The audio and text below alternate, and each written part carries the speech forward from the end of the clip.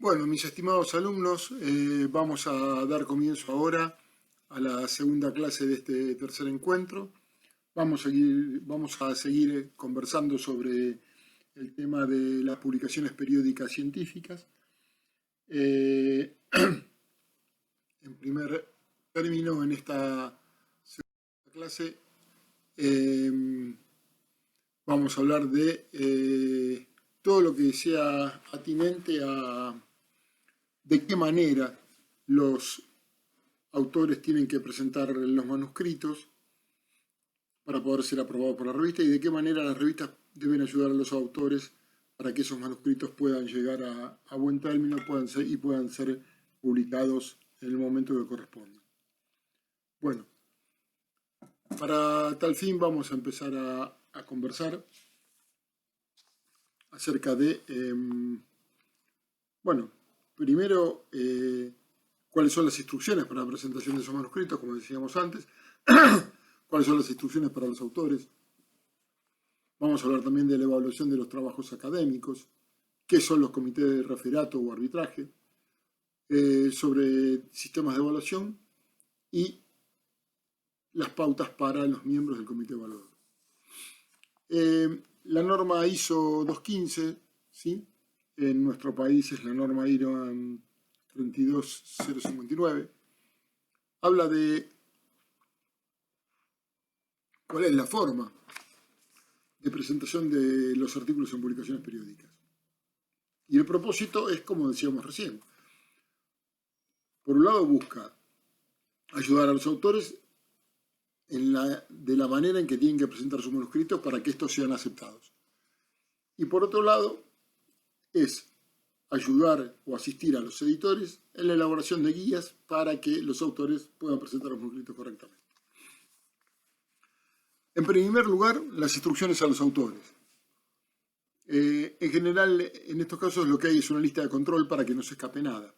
Y en esa lista de control podemos enumerar los elementos generales, que es la forma física en que se desea recibir el trabajo.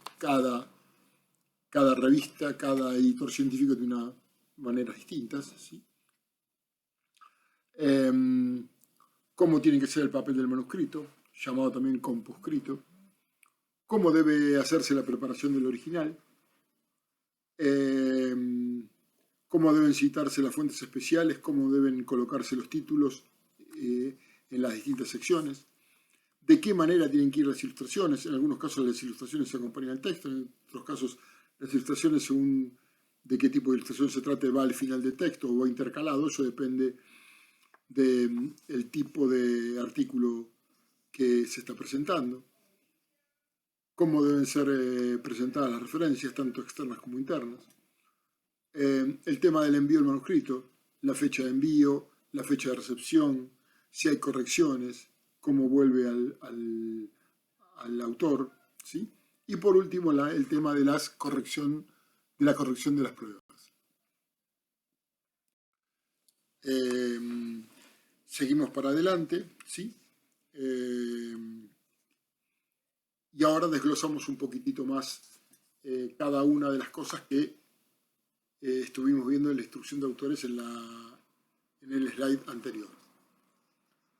Con respecto al tema de las generalidades, se debe indicar la forma física en que se desea recibir la contribución. Hay revistas que desean recibir la contribución de un modo y otras que la desean recibir de otro modo distinto. ¿Cómo tiene que ser el papel del manuscrito? La calidad, el color, el tamaño, si va a ser simple faz o doble faz. ¿Qué tipo de software se utiliza? Los formatos, si se usan plantillas, si se envía a través de mail. Bueno, si el manuscrito tiene que ponerse dentro de un formulario que está en línea, ¿sí? Eso respecto al manuscrito. Respecto a la preparación del original, bueno, la identificación, por supuesto, del autor, qué tipo de márgenes, qué tipo de tipografía. Las revistas son muy precisas en esto de cuáles son las fuentes tipográficas que se usan, cuál es el tamaño, cuál es la separación entre párrafos, los anchos de línea, la cantidad de caracteres por línea, si es interlineado simple, sencillo o no, si las hojas deben estar numeradas o no, ¿sí? Todo esto debe ser indicado, ¿sí? Seguimos para adelante.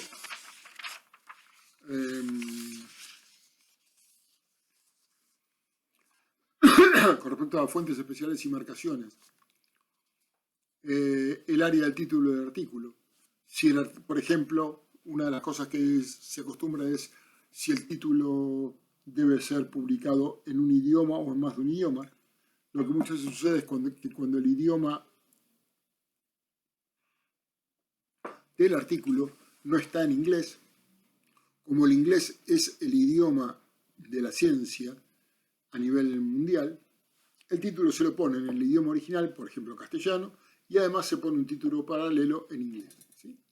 Para que aquellas índices de citas o base de datos que toman nuestra revista y por lo tanto toman nuestros artículos puedan ver en inglés de qué trata el artículo, ¿sí? Por ahí acá no lo dice, y si lo dice lo estamos repitiendo. Hay tres elementos fundamentales del artículo que se publican en el idioma original y también en inglés. Y esos tres elementos del artículo son el título del artículo, el resumen del artículo y las palabras clave. En general, en las revistas académicas, en las revistas científicas, con referato, ya vamos a hablar de qué significa referato, estos tres elementos son bilingües. El título, el resumen y las palabras claves. Bien.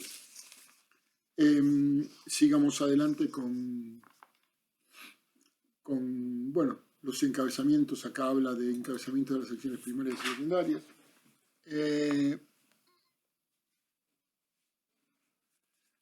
Si hay secciones, si tienen que estar numeradas. Si hay párrafos que necesitan una determinada tabulación. Si es necesario disponer de letras especiales, signos o fuentes. Si es necesario que la tipografía tenga diversidad de colores, ¿sí? Con respecto al tema de las ilustraciones, la forma de las imágenes, qué definición tienen, si las ilustraciones tienen que estar numeradas, cuál es el tamaño de esas ilustraciones, cuál es la posición de las ilustraciones dentro del manuscrito, si esas ilustraciones llevan o no llevan leyendas o llevan epígrafes, bueno, todos esos datos referidos a las ilustraciones. Si hay referencias externas a un artículo de otra revista o la referencia es a un libro, a un capítulo del libro, o la referencia es a un blog, a un sitio web, al trabajo o a la ponencia en un congreso, en un simposio, en una reunión, ¿sí? Todo eso tiene que estar contemplado. También, por supuesto, las referencias internas. ¿Cómo se hace para citar las referencias que después van a ser mencionadas o al pie de página o van a ser mencionados al final del texto del artículo, ¿sí? Si se usa el sistema más conocido que es el autoráneo o si se las numera para que al final del artículo queden las notas numeradas, si lleva notas o si lleva notas y lleva además referencias bibliográficas, todo eso tiene que estar perfectamente aclarado, ¿sí? Bien.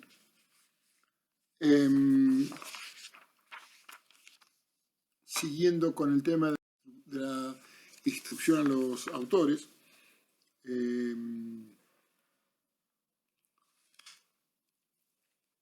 hay que tener presente, en referencia al envío del manuscrito, la dirección para enviar el original. Es decir, puede ser que los originales, la revista siga disponiendo de una dirección física, es decir, de una dirección de correo postal para enviar los manuscritos no solamente por mail o también por mail, pero además que haya un original que se envía por correo postal, ¿sí? O la revista posee una página web lo suficientemente elaborada para que incluya un formulario en línea, y en ese formulario en línea el autor pueda depositar su artículo con todo lo que necesita para que el artículo sea publicado tal cual el autor lo pensó, es decir, donde ahí puede haber cuadros, mapas, ilustraciones, cita a pie de página, notas al pie, notas al final del artículo, todo lo que sea necesario para, que el original llegue correctamente y ese sea el que después sea publicado por la revista. Por supuesto, también tiene que haber una declaración de los derechos de autor. A ver, muchas revistas, cuando aceptan publicar un artículo, se quedan con los derechos del autor. Otras veces las revistas son más amplias en ese sentido y los derechos de autor pertenecen al autor y no quedan para la revista. Digamos, modalidades hay muchísimas, ¿sí? Porque eso tiene que ver entre un contrato entre el editor y el autor. Otro tema que tiene que estar claramente especificado es cuáles son las restricciones para la publicación. Hay revistas que son de acceso abierto, por lo tanto, simplemente con la aclaración de que el artículo puede ser duplicado o difundido alcanza, otras no, otras revistas son pagas y por lo tanto para la publicación del artículo hay determinadas restricciones. Otro tema que tiene que estar claramente estipulado es el tema de la fecha de cierre, para que el autor pueda saber entre qué parámetros temporales debe moverse. No pueden faltar, por supuesto, los datos personales del autor. Esto ya lo vamos a ver más adelante cuando hablemos de las condiciones que impone el Latindex para las publicaciones periódicas científicas. Pero algo que podemos adelantar es que además del nombre y apellido completo y de la dirección de mail del autor, es la adscripción o a qué entidad pertenece, ¿sí? El otro punto que sigue es la corrección de pruebas, ¿sí? Hay una primera corrección, muchas veces esa primera corrección se le devuelve al autor para que el autor verifique las correcciones que el editor le hizo o que le hizo alguno de los árbitros, ¿sí? Vuelve al autor, el autor realiza las correcciones y cree que son las más apropiadas. Ese original vuelve al editor corregido y así por ahí son segundas, terceras correcciones hasta la aprobación definitiva para que ese sea el texto que después pueda ser publicado. Bien.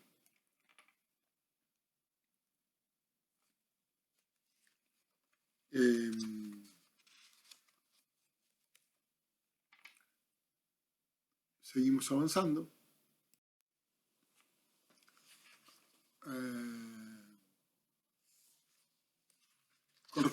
Seguimos, por supuesto, con la instrucción a los autores. Dice el párrafo: las normas para la presentación formal de revistas impresas establece que es necesario incluir instrucciones técnicas a los autores. En general, todas las revistas, ya sean impresas o en formato electrónico, incluyen en este momento instrucciones técnicas a los autores. Es decir, la forma de presentación de los artículos está absolutamente detallado, ¿sí? O sea, como dice el segundo párrafo, el contenido de estas instrucciones aparece detallado, bueno, en los anexos de la norma 215.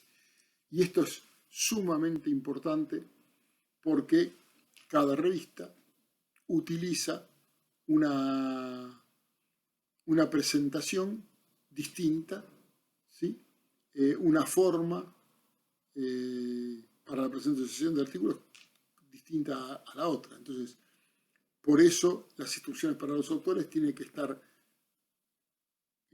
claramente estipulado y tiene que ser de un acceso muy sencillo para los autores, para que los autores lleguen en no más de 3 clics a ver cuáles son las instrucciones, cómo se debe presentar el artículo y que no haya la más mínima duda. Es decir, tiene que ser una instrucción sumamente detallada. La norma ISO recomienda que la norma de referencias bibliográficas que se use sea la ISO 690 para las referencias bibliográficas impresas y la ISO 690/2 para las referencias bibliográficas electrónicas. Lo que les puedo decir es que en general la norma ISO, la 690 y la 690/2, no han tenido una gran aceptación. Sí se usan en muchas revistas, pero en general se usa mucho más, por ejemplo, las normas APA. por poner otra norma que es de una aceptación mucho más universal. El procedimiento para presentar los originales, el compuscrito, deberá indicar la forma física de envío, si se le envía por CD-ROM, si se envía por correo electrónico, si se envía en línea, porque hay un formulario para poder poner allí el original del artículo. Deben estar precisados el tamaño de los textos y la estructura. ¿Qué formatos digitales son emitidos para texto o imágenes? ¿Sí? Es decir, si queremos insertar una imagen, ¿qué extensión va a tener? TIFF, JPG o distintas formas, ¿sí?, para insertar una imagen, todo eso tiene que estar especificado. En cuanto a las imágenes, se exigirá que las imágenes sean de alta calidad. Pensemos también que cuanto más alta es la calidad de una imagen, mucho más espacio ocupa.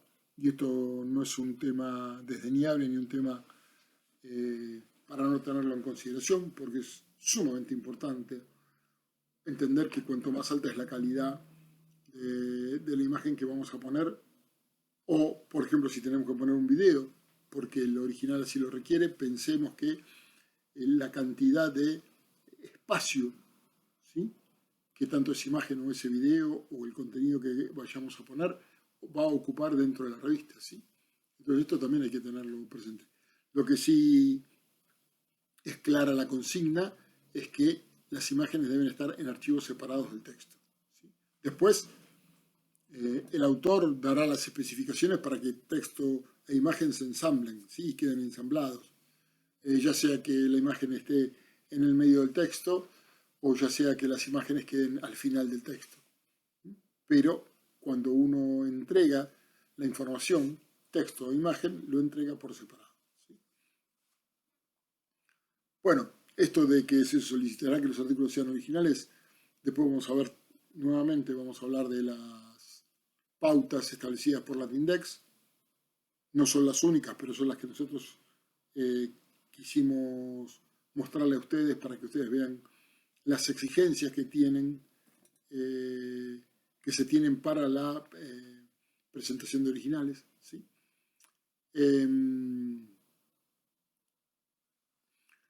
Y por último dice, se explicará el mecanismo de selección de originales y las pautas para corrección de pruebas.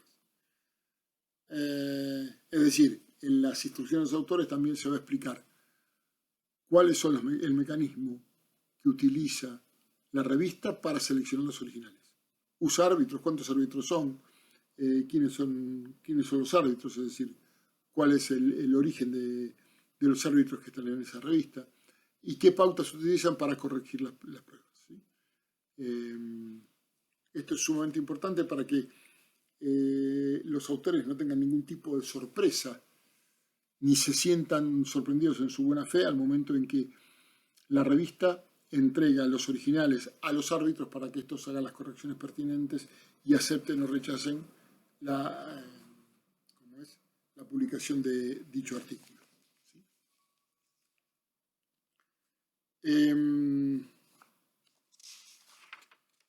Vamos a pasar al siguiente slide.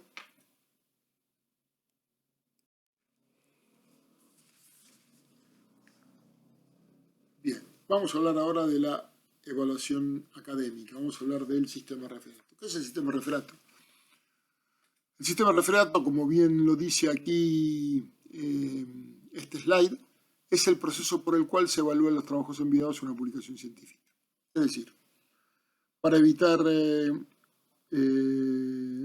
subjetividades varias, para evitar amiguismos, para que los artículos de la revista sean lo más sean aceptados en el proceso lo más transparente posible, se utilizan árbitros o juicios de pares. Es decir, de entre la comunidad científica especialista en la temática de la revista, se eligen a un grupo de personas, ¿sí?, que se supone que tienen conocimiento en la materia, para que trabajen como árbitros, ¿sí? Es decir, para que lean los artículos, evalúen los artículos y propongan, modificaciones en caso de que sea necesario, rechace los artículos en caso de que crean que el artículo no merece la pena ser publicado, o que lo acepten porque creen que el artículo es lo suficientemente bueno, original y con aportes para la disciplina como para aceptarlo. Se llama referato, arbitraje, juicio de pares, etc. ¿Sí? El sistema es, digamos, en general cada artículo de publicación periódica que llega a una revista es evaluado por 3 referees o árbitros, ¿sí? Donde cada uno, el sistema funciona con un formato de lo que se conoce de doble ciego. ¿Qué significa esto? Significa que ni los árbitros saben quién es el autor del escrito que están corrigiendo, del artículo que están corrigiendo, ni el autor del artículo sabe quiénes son los árbitros que le van a corregir su artículo. Por eso, la revista no tiene 3 árbitros, la revista puede tener 10, 15, 20, 50 árbitros, y de entre todos esos árbitros se seleccionan 3, que el autor no sabe cuáles son los 3 seleccionados, y esos 3 árbitros que tienen que revisar el artículo no saben quién es el autor. Por eso se conoce como un sistema de doble ciego. ¿Qué se busca? Bueno, como dije antes, se busca transparencia, se busca objetividad, se busca que no haya influencias negativas o que no haya preferencias. Es decir, cuando no funcionaba el sistema de doble ciego y autores y referees se conocían mutuamente, podía haber problemas de celos, de envidias, de resentimientos, de cosas no dichas, de problemas del pasado que se reflejan al momento. De esta manera todo eso se termina obviando, ¿sí? Al no conocer quién te corrige y al no saber quién es el autor, no hay forma de, digamos, de que todas estas cuestiones personales salgan a la luz y afecten la calidad de la corrección de los trabajos que se presentan. Los evaluadores o referees o árbitros pueden pertenecer al comité de publicación de la propia revista o pueden ser convocados, como muchas veces sucede, son convocados árbitros externos, ¿sí?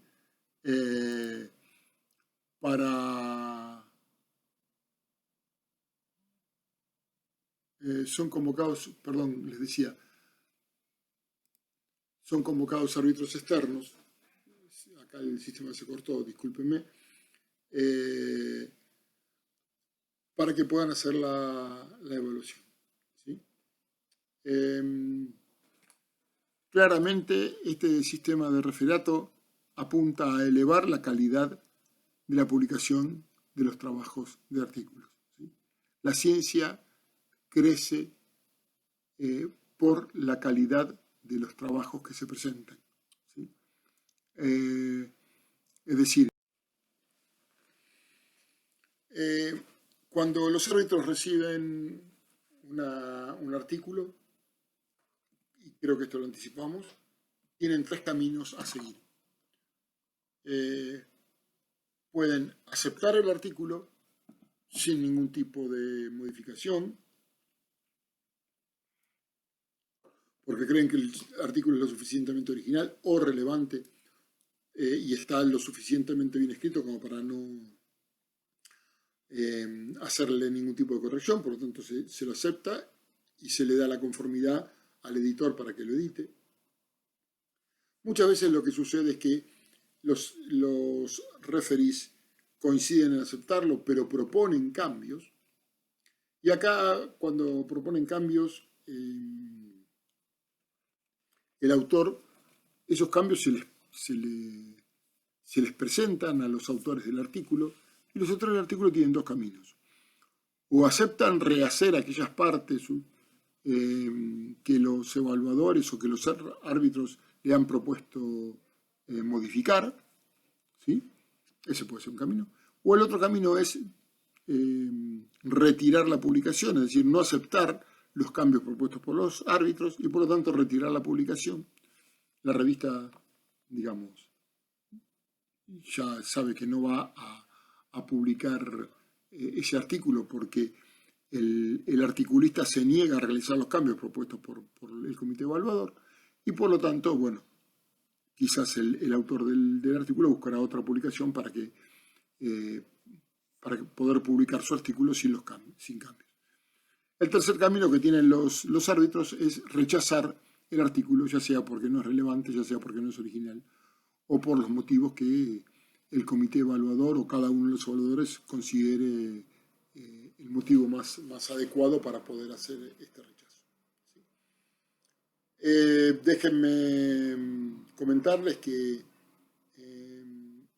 cuanto más importante y mayor prestigio tiene una revista científica, mayor es su número de rechazos de artículos. Es decir,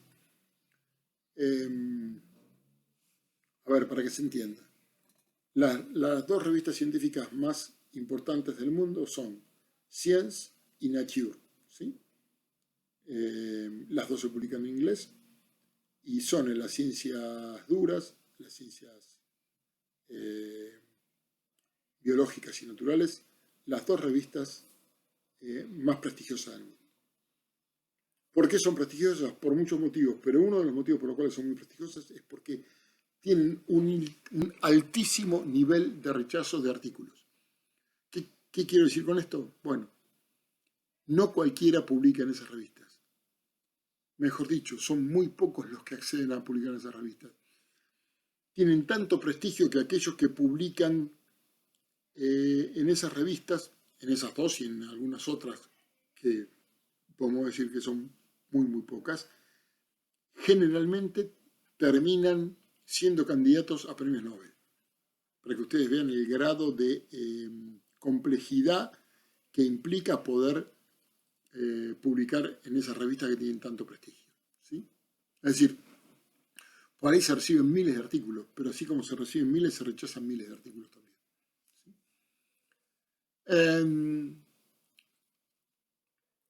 Bueno, continuando con la metodología de evaluación, los manuscritos son recibidos por el editor de la revista, este se los envía a los árbitros sin el nombre del autor y sin su filiación, es decir, no se conoce el nombre del autor ni se conoce a qué universidad o academia pertenece, para evitar distorsiones, como dijimos antes, para evitar cualquier tipo de distorsión en la evaluación.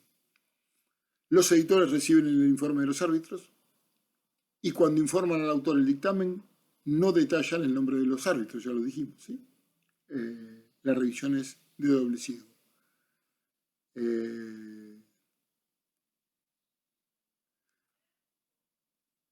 Los evaluadores, como los autores, desconocen los demás participantes en la evaluación.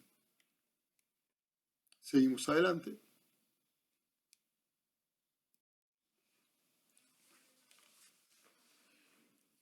Vamos a referirnos ahora, una vez que hemos establecido cómo es el sistema de la evaluación por referato, vamos a hablar ahora un poco sobre no ya las revistas en sí, sino aquella forma particular de las revistas que son las revistas electrónicas.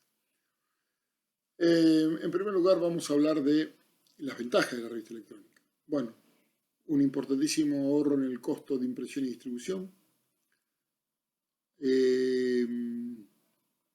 Al contrario de lo que sucede con las revistas en formato impreso, pueden incluir multimedia, es decir, pueden tener hipertextos, enlaces a otros sitios web, pueden incorporar audio, video, etc.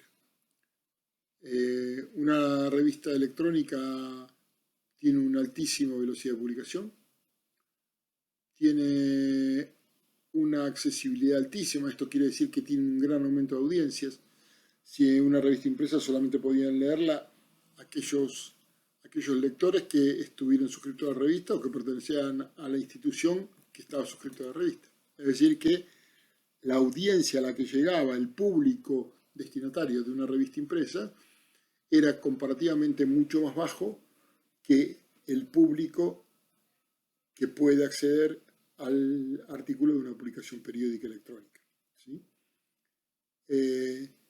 Y la otra ventaja, que es muy, muy importante, es que en las revistas electrónicas uno puede hacer búsqueda y recuperación de información de la colección de los números anteriores, ¿sí?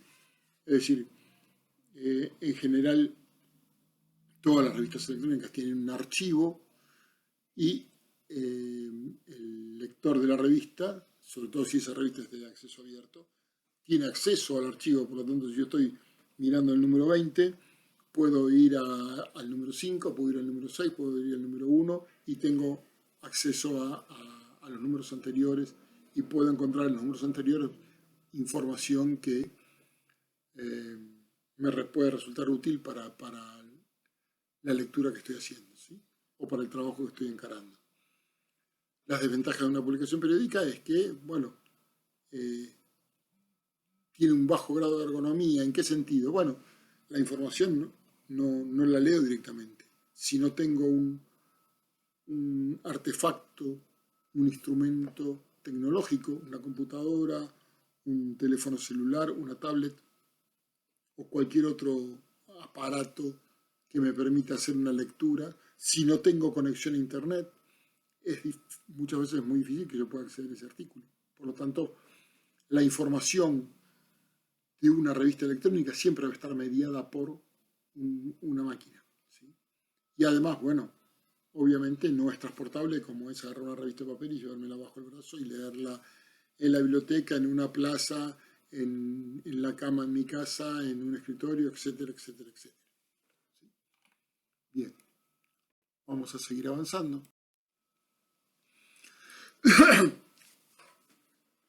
La calidad de una revista electrónica se mide a través de indicadores. Esos indicadores pueden agruparse en los siguientes apartados. Los aspectos formales los vamos a ver que tienen que ver con la normalización de una revista y de sus artículos. Vamos a verlo más adelante con un alto nivel de detalle, por eso no lo vemos ahora. En este mismo video, pero más adelante. Pero vamos a hablar de la adecuación de estas revistas al medio digital, y dentro de esa adecuación al medio digital vamos a hablar de la accesibilidad y usabilidad, de la ergonomía y de la conservación.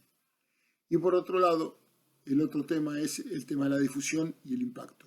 ¿Cuáles son las acciones de difusión de una publicación periódica electrónica? ¿Cuáles son las medidas de impacto que recibe esa revista al ser leída? Bien, esto como una presentación de los temas que ahora vamos a desarrollar, cada uno de estos temas en los siguientes días. Con respecto al tema de la adecuación al medio digital. Cuando hablamos de accesibilidad y usabilidad, lo que estamos diciendo es, se mide la facilidad que tiene el usuario para acceder a los contenidos. ¿Sí? En general, esta facilidad que tiene el usuario para acceder a los contenidos se mide por medio de la cantidad de clics necesarios que tiene que hacer el usuario, que tiene que dar el usuario para llegar al contenido que está buscando. ¿Sí? El primer punto a mirar es el tema del formato. En función de las necesidades de la publicación periódica, ese formato puede ser HTML, y el HTML, que es un formato básico, lo que permite es una lectura en cualquier pantalla. Yo tengo una computadora vieja, nueva, chica, grande, cualquier pantalla lee formato HTML. Si en cambio el formato de lectura es un PDF, lo que me está garantizando es calidad de impresión. Además, el formato PDF puede ser paginado, no así el HTML, pero no todos los lectores, aunque ahora sí, y la mayoría sí, pero no todos los lectores, no todas las computadoras tienen bajado el programa de Adobe para poder leer los artículos en formato PDF. Aunque es el formato que en este momento más está, el formato EPUB y el PDF son los formatos que más se están imponiendo en los artículos de las publicaciones periódicas de las revistas electrónicas. Respecto a la recuperación de la información, la revista debe ofrecer un sistema de recuperación de la información rápido y ágil. ¿Sí? Se valora también que la revista pueda recuperar la información a través de los metadatos, que son datos sobre datos. ¿Sí? El sistema de datos sobre datos, de metadatos más utilizado en este momento es el Dublin Core, creado por OCLC, y es un sistema que se ha estandarizado. Y acá claramente dice que brinda información sobre el contenido, sobre la propiedad intelectual, sobre la descripción, el formato y la identificación. Con respecto al tema de la navegación, debe ser sencilla, fácil de usar.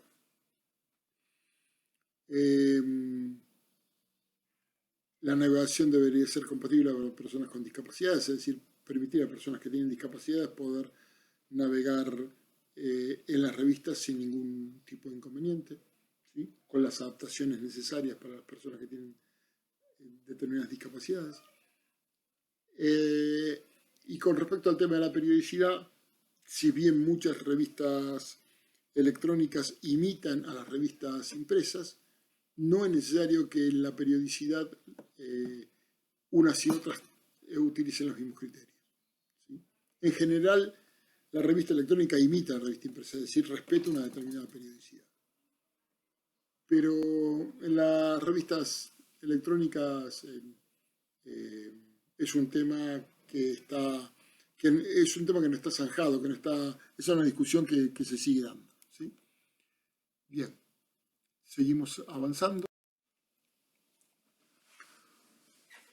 Con respecto al tema de la ergonomía, es decir, la ergonomía es la facilidad que la página web donde está contenida la revista electrónica tiene para su utilización. Esto tiene que ver con la legibilidad. Es una página legible, es una página sencilla de usar, es una página donde los contenidos se puede acceder rápidamente. ¿Cómo está diseñada? ¿Es un diseño atractivo? ¿Es un diseño aburrido?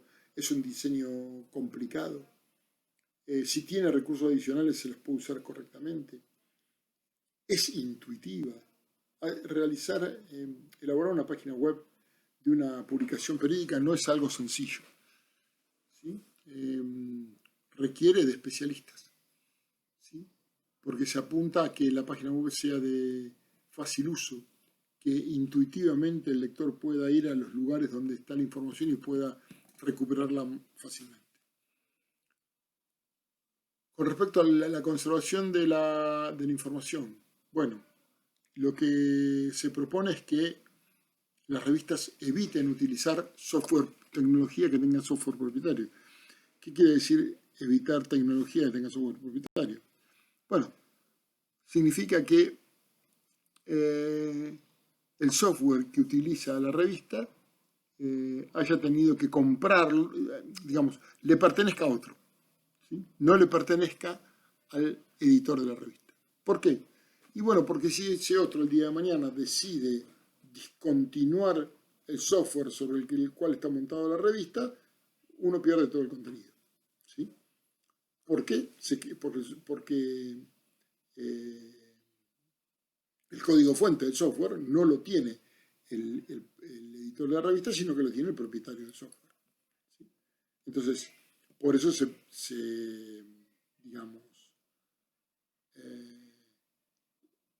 propone, se le pide a los editores de revistas que utilicen software de código abierto, ¿sí? Para que el software ese esté disponible para todos y entonces, si nadie es propietario del software, todos podemos utilizarlo, usar el código fuente, tener acceso al código fuente para poder hacer las modificaciones que querramos sin ningún tipo de inconveniente.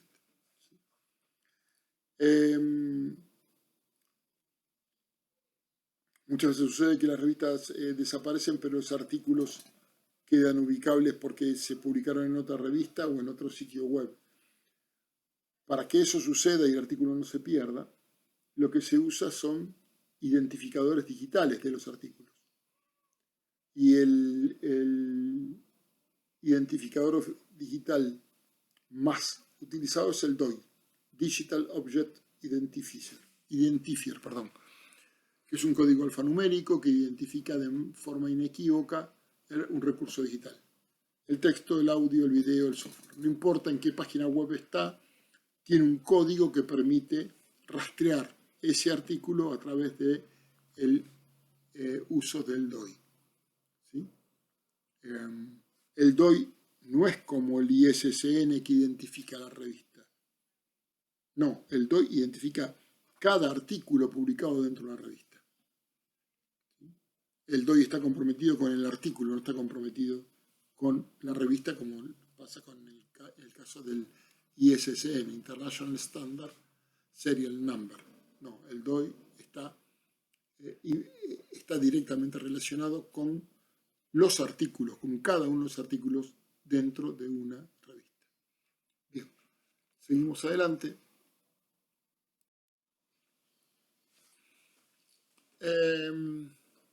Con respecto al tema de la difusión y el impacto. La difusión son aquellas acciones de impulso y de atracción. ¿Qué queremos decir? Las acciones de impulso son cómo hacemos para hacer llegar la revista a la mayor y sus contenidos, por supuesto, a aquellos destinatarios a los cuales queremos hacer llegar. Porque son aquellos que van a ser nuestros lectores. ¿Sí? Para eso, la revista debe tener la posibilidad de ser indexada en bases de datos o directorios especializados para darse a conocer. Eso es las acciones de impulso, ¿sí? Impulsar la revista para darla a conocer. Pero también hay acciones de atracción. ¿Qué significa? Que la revista tenga la mayor visibilidad posible. Y una de las formas de que la revista tenga una gran atracción sea que aparezca en las primeras posiciones de los buscadores. ¿Sí? Que la página web de nuestra revista aparezca en las primeras posiciones de nuestros buscadores. Para tal fin es necesario darle un tratamiento cuidadoso a los metadatos y palabras claves y los enlaces con otras páginas web. ¿Sí? Estas son las acciones, sobre todo de impulso y de atracción, para que nuestras publicaciones periódicas electrónicas sean difundidas de la mejor manera posible. Con respecto a las medidas de impacto, vamos a nombrarlas simplemente. Las estadísticas de uso de la revista, suscripciones, si es el modelo que elegimos, ¿sí? La visibilidad, que tiene que ver con el volumen de enlaces que la web recibe de otras páginas web. Y para la comunidad científica, otra cosa que funciona muy bien es el tema del factor de impacto. El factor de impacto es un número que está creado y publicado por la empresa Thomson, EC, y este es el indicador más aceptado por la comunidad científica para evaluar los contenidos de una publicación periódica. Ese factor de impacto es un coeficiente que surge de la división del número de artículos publicados durante 2 años en una revista por el número de citas que esta publicación ha recibido en el mismo periodo. ¿Sí? De ahí surge el coeficiente de Thomson. No nos vamos a detener en esto, simplemente se los dejo. Si lo quieren seguir profundizando el tema, pueden ir a las páginas correspondientes. ¿Sí? Vamos avanzando. Ahora sí, nos metemos de lleno en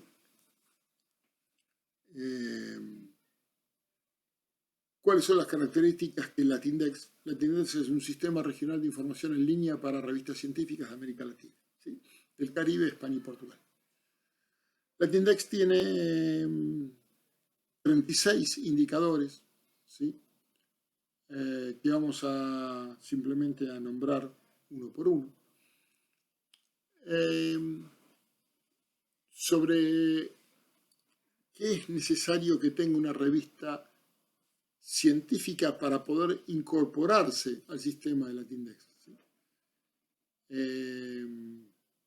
Para que una revista científica sea aceptada dentro de este sistema regional de información en línea, tiene que cumplir con determinados parámetros, con una X cantidad de estos indicadores que ahora vamos a desglosar y a mencionar uno por uno.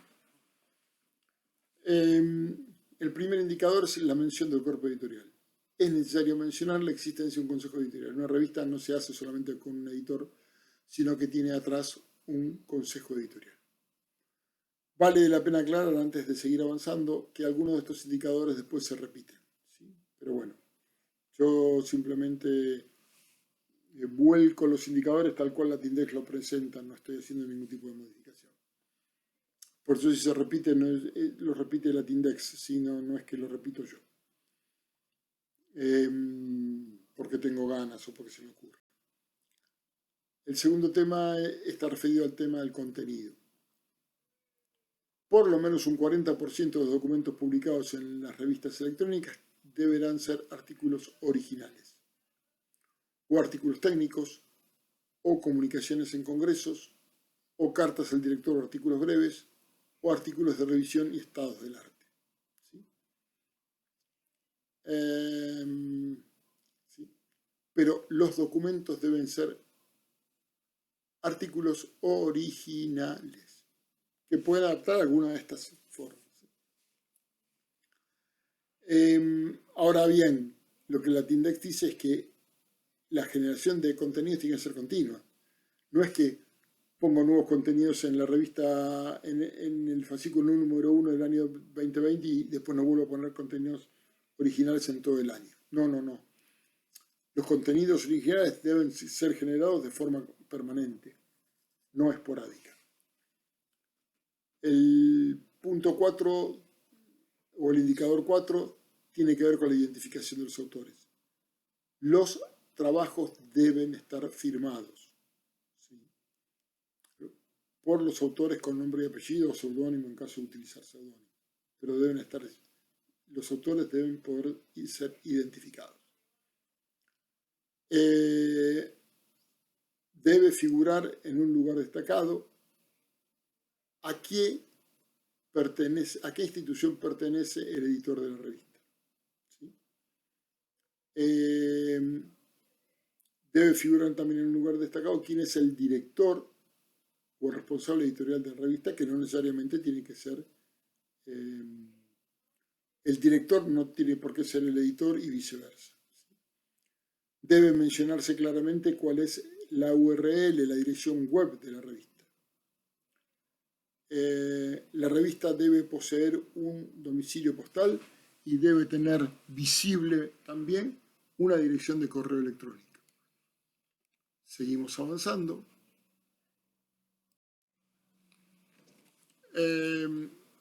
Esto lo dijimos antes, lo volvemos a repetir, en relación a la navegación y la funcionalidad. Contar con navegación estructural que permita con un máximo de 3 clics acceder a los artículos. A todos aquellos lugares que yo quiero ir dentro de una página web que contenga una revista electrónica, debería acceder a ese lugar donde yo quiero ir con no más de 3 clics. Esto habla de la funcionalidad, de la sencillez de navegación de una publicación periódica electrónica. La Tindex habla de la mención de periodicidad. Sobre el tema de la periodicidad ya hicimos la distinción entre la periodicidad en revistas impresas y electrónicas, ¿sí? Como la Tindex habla del tema de la periodicidad y no son los únicos que hablan del tema de la periodicidad, en esto las revistas electrónicas se imitan a las revistas impresas y también se proponen y se autoimponen una periodicidad. Por ejemplo, voy a nombrar un caso. Información, Cultura y Sociedad, que es la revista que publica el Instituto de Investigaciones Bibliotecológicas de la Facultad de Filosofía y Letras, de la carrera de Bibliotecología de la Universidad de Buenos Aires, tiene una periodicidad que respeta a rajatabla, que es 2 números por año. Un número lo publica antes del 30 de abril, el segundo número lo publica antes del 30 de noviembre. Y esa periodicidad se respeta siempre, porque si no se respeta, la Tindex saca a la revista del sistema. Entonces, por eso es tan importante respetar la periodicidad. Con respecto al acceso a los contenidos, debe facilitarse, debe existir un sumario para que desde el sumario con un clic accedamos directamente a los artículos. Con respecto al, cuando acá habla de acceso histórico al contenido, está hablando de los números anteriores. ¿Y qué dice Latindex? Bueno, que esos números anteriores tienen que estar por lo menos los últimos 3 años de la revista. No todos, pero sí los últimos 3 años. Esto, vuelvo a decir, es muy importante. Para los que tienen una mirada retrospectiva respecto de los contenidos de la revista, es sumamente valioso que los contenidos estén disponibles, que los contenidos anteriores estén disponibles. El membrete bibliográfico al inicio del artículo que permite identificar la fuente de información. Califica positivamente, dice Latindex, que los miembros del Consejo Editorial estén nombrados. ¿Sí? ¿Quiénes forman el Consejo Editorial de la revista? Y que estén nombrados. Califica positivamente que esos miembros del Consejo Editorial se diga, se explicite a qué instituciones pertenecen, cuál es la afiliación institucional de los miembros del Consejo Editorial. Lo mismo pasa con los autores de los artículos. ¿A qué institución pertenecen los autores de los artículos? El punto siguiente, que es el punto 17, nos habla nos menciona algo que no en todas las revistas está, pero cada vez va apareciendo con más asiduidad, que es cuándo fue recibido el original y cuándo fue aceptado. ¿Y por qué son fechas distintas? Porque, bueno, entre la recepción y la aceptación de originales lo que hubo fue un proceso de revisión, que fue la revisión por pares, o el arbitraje, o el referato, etcétera, etcétera. Entonces, habla muy bien de la revista, cuánto tiempo tardan los árbitros en revisar los originales, corregirlos, devolverlos. Y por eso es que se habla aquí de que deben figurar las dos fechas, tanto la fecha de recepción de los originales como la fecha de aceptación final del original para que éste después termine siendo publicado. ¿Sí? Porque ustedes van a observar que muchas veces entre la aceptación del original, o sea, la aceptación definitiva, y la publicación del original por parte de la revista pasa un tiempo demasiado extenso. Entonces, que figuren las fechas de la recepción del original y de la aceptación del original, y que eso se pueda contrastar o confrontar con cuándo fue publicada la revista, ese artículo dentro de la revista, habla de la transparencia de la revista hacia sus lectores. Bien, seguimos adelante con el próximo slide. Por supuesto, la revista debe tener un ISSN, que en todos los casos será distinto al ISSN de la publicación impresa. ¿Sí? Cada vez que cambia el formato de la revista recibe un ISSN distinto, ¿sí? Diferente. La revista debe tener claramente mencionados sus objetivos, cuál es la cobertura temática y cuál es el público destinatario.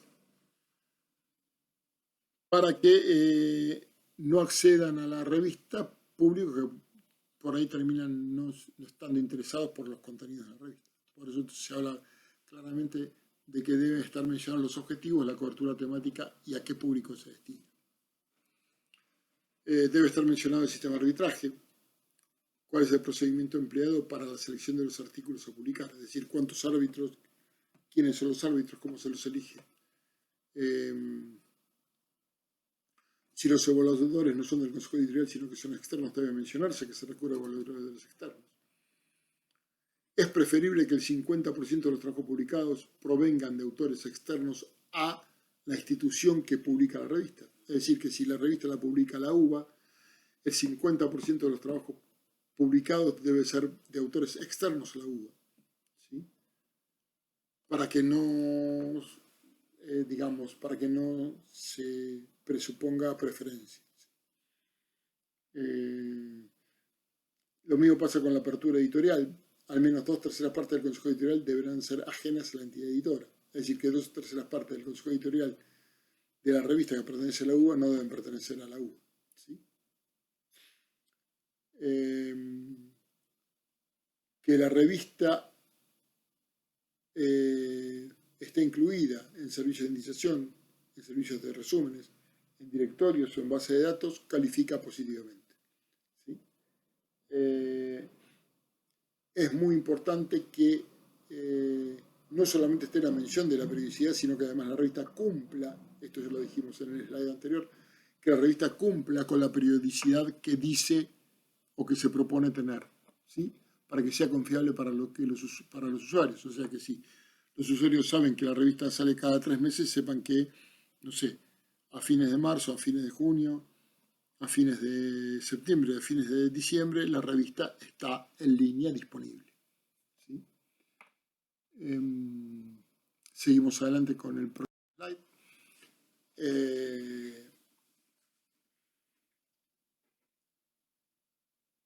Bueno, esto ya lo dijimos, el contenido original, el 40% de los artículos deben ser originales.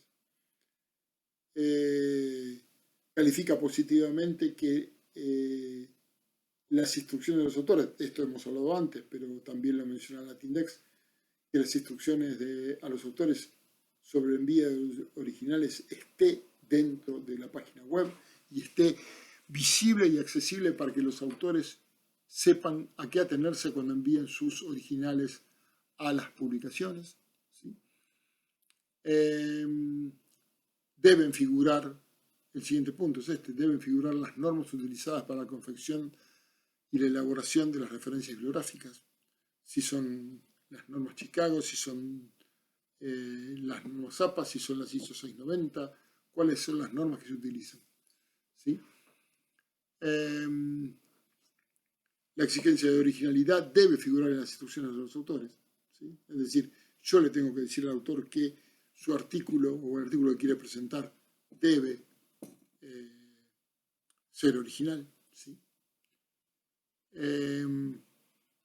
Esto ya también lo hemos hablado. El resumen tiene que estar en el idioma original del artículo, pero el resumen además tiene que estar, califica positivamente si el resumen además de estar en el idioma original está en inglés. ¿Sí? Lo mismo sucede con las palabras claves. Debe estar en el idioma original, pero califica positivamente que las palabras claves estén también en un idioma distinto al idioma original, que debería ser el inglés. También la revista es valorada cuando tiene las metaetiquetas, cuando figuran el Dublin Core en el código fuente. Se considera muy valioso que haya un buscador en la página web de la revista, por eso van a encontrar que en muchas revistas generalmente está Google, pero puede haber otro buscador, ¿sí? Y esto califica positivamente, porque de esa manera no hay que salir de la revista para buscar alguna información que esté fuera de ella, ¿sí? Sino que se accede al buscador, ¿sí? Y desde ahí se hace la búsqueda que uno considera necesaria. Y por supuesto, todos aquellos servicios que la revista ofrezca, como pueden ser alertas, enlaces hipertextuales o foros, ¿sí? Que permitan ir desde la revista, sin salir de la revista, a enlaces a otros sitios de interés, que esos enlaces funcionen correctamente, eso también califica positivamente para la revista. Estos son los 36 puntos de Latindex. ¿Sí?